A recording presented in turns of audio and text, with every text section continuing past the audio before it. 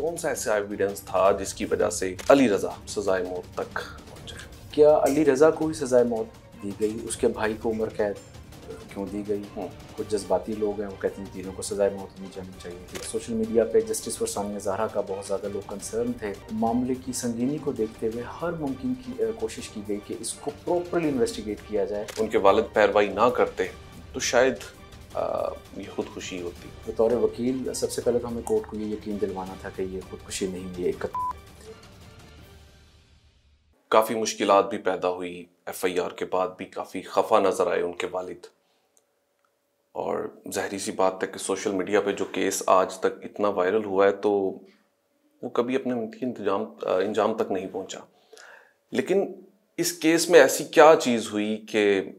تمام جو لوگ جن کے اوپر شک تھا، خاص طور پر علی رضا، اور سزا کے بعد بھی ان کی ایک ویڈیو وائرل ہو رہی ہے، تو انہوں نے کہا کہ میرے اوپر یہ جھوٹا کیس بھی بنایا گیا، تو کون سا ایسا ایویڈنس تھا جس کی وجہ سے علی رضا سزائے موت تک پہنچے؟ آج یہ کوشچن سوشل میڈیا پہ بھی بہت زیادہ چل رہا ہے کہ کیا علی رضا کو ہی سزائے موت دی گئی؟ اس کے بھائی کو عمر قید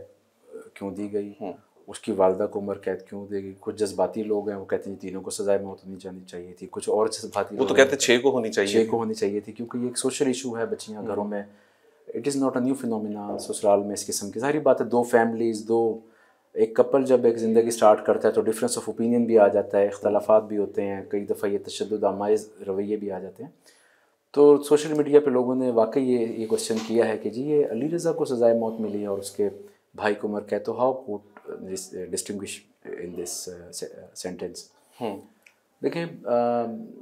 ہمارے پاس بطور وکیل سب سے پہلے تو ہمیں کورٹ کو یہ یقین دلوانا تھا کہ یہ خودکشی نہیں، یہ ایک قتل ہے، اور وہ جب ہم نے فورینزک ایویڈنس سے جب سارا یہ ثابت کیا، اور کیونکہ فورینزک ٹیمز نے اپنی ایک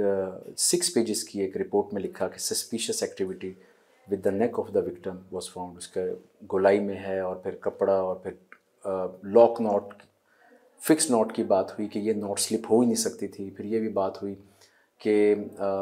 یہ کیونکہ وہ اس بچی کے گھٹنے اس دیوان صوفے پہ لگے ہوئے تھے کہ گریوٹی اتنی نہیں تھی، اگر یہ مستقل لٹکی رہتی تو اس کو پھر سمجھا جا سکتا تھا، اور یہ کہ اس کو سوزش اوپر آ جانی چاہیے تھی۔ پھر ایک جو ہے کم وزن کی کرسی وہاں پڑی تھی، پھر ایک اور دوپٹہ وہاں پڑا تھا، اس سے کرنا، اس کی گرہ باندھنا زیادہ آسان تھا۔ پھر ایک عام مشاہدے کی بات ہے کہ جب آپ کپڑے میں کوئی کھچائی آتی ہے تو آپ دیکھیں اس کے دھاگے وغیرہ کھچ جاتے ہیں۔ تو میں یہ سمجھتا ہوں اس کیس میں فورینزک ایویڈنس نے پہلا اپنا مرحلہ تو یہ طے کیا کہ اس کو، پھر اس پہ فورینزک نے یہ بھی کہا کہ جو بال ہیں بچی کے وہ ایسے ان پکچرز میں جیسے سیٹ کر دیے گئے ہوں۔ آپ دیکھیں کہ بچی ہے، جان نکل رہی ہے، وہ تڑپ رہی ہے، تو وہ اپنا سر ہلائے گی تو وہ بال اس کے بکھرے ہوئے ہوں گے، ماتھے کے پیچھے کے بال جو ہوتے ہیں خواتین کے، تو وہ بالکل سیٹ تھے۔ تو فورینزک نے بڑی ایویڈنس دی۔ سر بیسکلی مارا کیسے گیا؟ یہ ایک بیسک سوال ہے جس کے اوپر ابھی تک کسی نے بات بھی نہیں کی اور نہ پوچھنے کی زحمت کی، کہ ایک ٹیکنیکل طریقے سے دیکھیں کہ بڑا ہی اگر اس کے اوپر ان کے والد پیروائی نہ کرتے تو شاید یہ خودکشی ہوتی۔ تو اصل بنیادی قتل تھا کیا؟ دیکھیں، یہ نا کورٹ نے ڈسکس کی ہے اس ساری بات کو۔ انویسٹیگیشن اس کی جوائنٹ انویسٹیگیشن ٹیم بنی جو کہ ایس پی صاحبان رینک کی تھی، ڈی پی او صاحبان رینک کی تھی، اور اس میں کیونکہ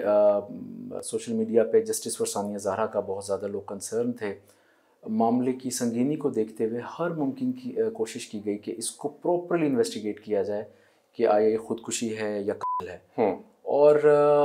جوائنٹ انویسٹیگیشن ٹیم نے، پنجاب پولیس نے جو مرتب کی، انہوں نے بھرپور موقع دیا ملزمان فریق کو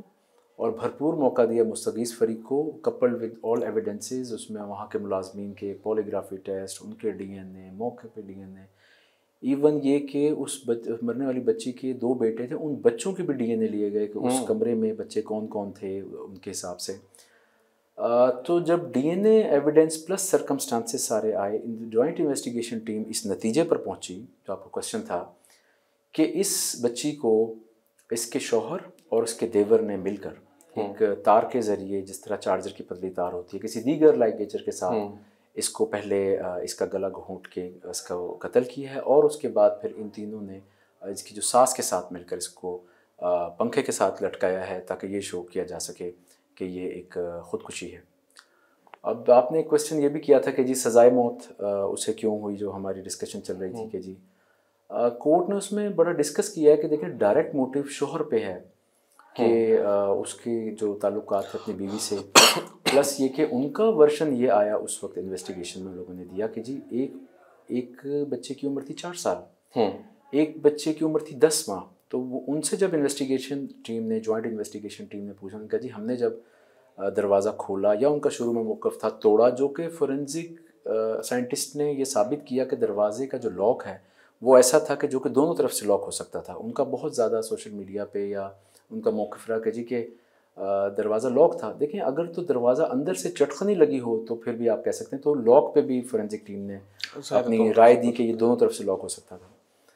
तो उन्होंने कहा जी कि हम जब आए तो ये उनका मौक़िफ़ था ड्यूरिंग इन्वेस्टिगेशन के जी कमरे में टीवी ऊंची आवाज़ से चल रहा था, 10 माह का बच्चा नीचे मैट्रेस पे था, और मैं तो जी बड़े बच्चे को लेकर अपनी पहली बीवी के पास चला गया था। तो कोर्ट ने उनके एविडेंसेस को सामने रखते हुए, उनके मौक़िफ़ को सामने रखते हुए इस नतीजे पे पहुँचे कि क्योंकि वजह अनाद मेनली उसके शौहर के को एट्रीब्यूट होती थी, जायदाद का लालच, जो प्रोसिक्यूशन ने कहा, गवाहान ने कहा, और उस बच्ची की क्योंकि ये एविडेंस में आया कि उस बच्ची को का राब्ता नहीं 4-5 माह से अपनी फैमिली के साथ था, और वो मुलाजमाओं से फ़ोन लेकर मैसेज पर राब्ता करती थी।